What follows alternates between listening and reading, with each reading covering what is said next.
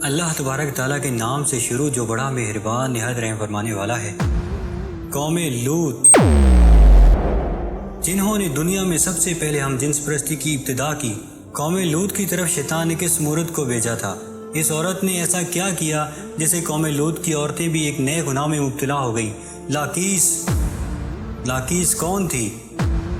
اور اس نے قوم لوط کی عورتوں کو کیا سکھایا تھا؟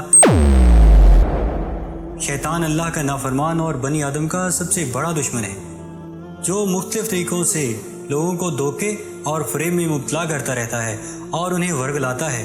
قرآن و حدیث کے متعلق سے یہ پتہ چلتا ہے کہ شیطان صرف ایک مخلوق نہیں بلکہ ابلیس کی ایک پوری نسل ہے اور اس کے بے شمار اولاد ہیں۔ قرآن مجید میں شیطانی ذریت کا ذکر ملتا ہے جو شیطان کے چیلے اور اس کے کاموں میں اس کے مددگار اور معاون ہیں۔ بیان کیا گیا ہے کہ شیطان کی کئی اولادیں ہیں جن میں ولہان، نماز اور عبادات میں وسوسے ڈالتا ہے، وسود لوگوں میں افواہ پھیلاتا ہے، قسم گھر والوں میں لڑیاں لگواتا ہے، مرہ گانے بجانے کے گناہ کو عام کرتا ہے۔ اور اسی طرح ابلیس کے کئی بیٹے اور پوتے ہیں جو مختلف کاموں پر مقرر ہیں۔ شیطان کی ان اولادوں اور ذریت میں ایک نام لاقیس ہے۔ لاقیس دراصل شیطان کی بیٹی ہے جسے ابلیس نے ایک خاص ڈیوٹی پر مقرر کرتے ہوئے قوم لوط کی طرف بھیجا تھا۔ قوم لوط دراصل تاریخ کی ایک طاقتور اور مالدار قوم تھی جو اردن کے علاقے میں آباد تھے، جہاں سرسبز و شاداب وادیاں تھیں جن میں سدوم اور عمورہ کے نام سے دو علاقے آباد تھے۔ ابلیس نے اہل سدوم کو اس طرح گمراہ کیا کہ شیطان ایک دن انسان کی صورت میں سدوم کے لوگوں کے پاس آیا اور اس نے ان لوگوں کو آپس میں ہی مردوں میں شہوت کرنا سکھایا۔ ان لوگوں کو یہ برا عمل بہت پسند آیا، لہذا یہ لوگ آہستہ آہستہ اس عمل کے عادی بن گئے اور وہ روزانہ بد فعلی کرنے لگے، یہاں تک کہ اگر کوئی مسافر سدوم کے علاقہ سے گزرتا تو یہ لوگ ان مسافر مردوں کو بھی پکڑ لیتے اور انہیں اپنا شکار بنا لیتے۔ وقت گزرنے کے ساتھ ساتھ یہ لوگ اس گمراہی کے گڈھے میں گرتے چلے گئے اور اپنی تباہی کا سامان اکٹھا کرنے لگے، اور یہ لوگ عورتوں کے بجائے مردوں اور لڑکوں سے زنا کرنے لگے اور عورتوں کی طرف انہیں کوئی رغبت نہ رہا، اور کھلے عام اس عمل کو شہر کے چوک چراہوں پر کیا جاتا تھا۔ ان کی ہر محفل میں مردوں کا رقص اور ان کے ساتھ عیاشی و زنا کرنا ان کا دستور بن چکا تھا۔ اللہ نے ان کی طرف اپنے بندے اور نبی حضرت لوط علیہ السلام کو بھیجا، جنہوں نے اہل سدوم کو اس گندے عمل سے توبہ کرنے کو کہا اور فرمایا، کیا تم لوگ وہ بھی یہی کرتے ہو جو تم سے پہلے اس زمین پر کسی نے نہیں کی؟ تم مردوں کے پاس جا کر اپنی خواہش پوری کرتے ہو اور اپنی عورتوں کو چھوڑ دیتے ہو۔ تم لوگ حد سے گزر چکے ہو۔ قوم لوط پر ان واعظ و نصیحت کا کوئی اثر نہ ہوگا، بلکہ وہ الٹا لوط علیہ السلام کے خلاف ہو گئے اور انہیں مجبور کرنے لگے کہ تم اتنے ہی نیک اور پاک ہو تو اس بستی سے نکل جاؤ۔ اہل سدوم کا مردوں سے زنا کرنا اور بدفعلی صرف ایک گناہ ہی نہیں تھا، بلکہ اس عمل سے وہ خدا کے بنائے ہوئے خاندانی نظام کو تباہ و برباد کر رہے تھے اور ایسے سنگین جرم کی ابتدا کر چکے تھے جس سے افزائش نسل کا پورا قدرتی نظام تباہ و برباد ہو رہا تھا۔ بہرحال جب قوم لوط کے مردوں نے اپنی عورتوں سے قربت کرنا اور ان سے اپنی خواہش پورا کرنا چھوڑ دیا تو ابلیس کے لیے ایک سنہری موقع تھا کہ وہ اس قوم میں ایک اور نئے گناہ کی ابتدا کرے۔ لہذا ابلیس نے اپنی بیٹی جس کا نام لاقیس تھا اسے اہل سدوم کی طرف بھیجا۔ لاقیس جنات اور شیاطین میں سب سے زیادہ حسین و جمیل اور خوبصورت تھی۔ ابلیس نے اسے حکم دیا کہ وہ ایک خوبصورت عورت کی شکل اختیار کرے اور قوم لوط کی ان عورتوں کی طرف جائے اور انہیں ہم جنس پرستی کا طریقہ سکھائے جنہیں ان کے مردوں نے چھوڑ دیا ہے۔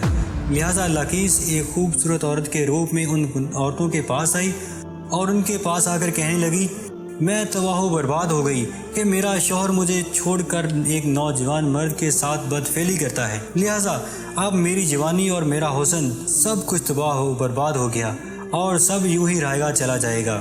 یہ سن کر قوم لوط کی دیگر عورتیں بھی واویلا کرنے لگیں اور اپنے شوہروں کو برا بھلا کہنے لگیں۔ پھر لاقیس نے ان عورتوں سے کہا، ہم بھی ان مردوں سے بے نیاز ہو جائیں گے اور ان کی طرف رغبت نہ کریں گے جس طرح سے وہ ہم سے بے نیاز ہو چکے ہیں۔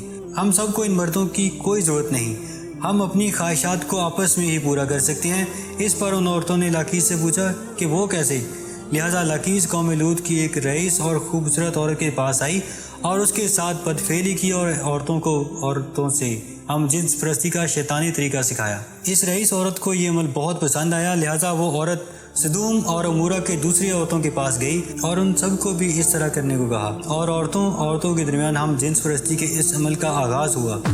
جب ان مردوں نے دیکھا کہ عورتوں کے ساتھ ہی اپنی شہوت کو پورا کر رہی ہیں تو ان مردوں نے اپنی عورتوں کو اس بدفعلی سے منع نہیں کیا۔ وہ خود بھی ہم جنس پرستی کے گناہ میں ملوث رہے اور ان عورتوں کو بھی اس بدفعلی سے منع نہیں کیا اور اپنی عورتوں کو بھی اس گناہ میں شریک کرتے رہے۔ آخر کار جب قوم لوط کی سرکشی اور گناہ حد سے تجاوز کر گئے تو اللہ نے ان پر پتھروں اور آگ کے انگاروں کا عذاب بھیجا، جس سے ان سب کے جسموں کے پرخچے اڑ گئے۔ سدوم اور عمورہ کی 5 بستیاں بالکل تباہ و برباد ہو گئی۔ سدوم اور عمورہ نے ان علاقوں میں ہونے والے اس ہم جنس پرستی کے گناہ کا ذکر نہ صرف اسلام بلکہ توریت اور انجیل میں بھی ملتا ہے، جس میں ان علاقوں یعنی سدوم اور عمورہ کو سن سٹی کہا گیا ہے۔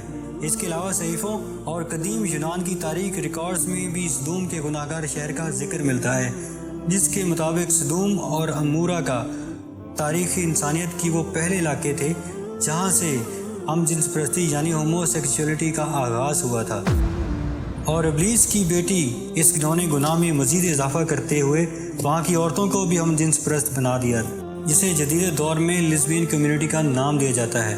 سدوم اور عمورہ کے بعد ہم جنس پرستی کی یہ بیماری قدیم مصر، چین، افریقہ اور یورپ میں بھی پھیلتا چلا گیا۔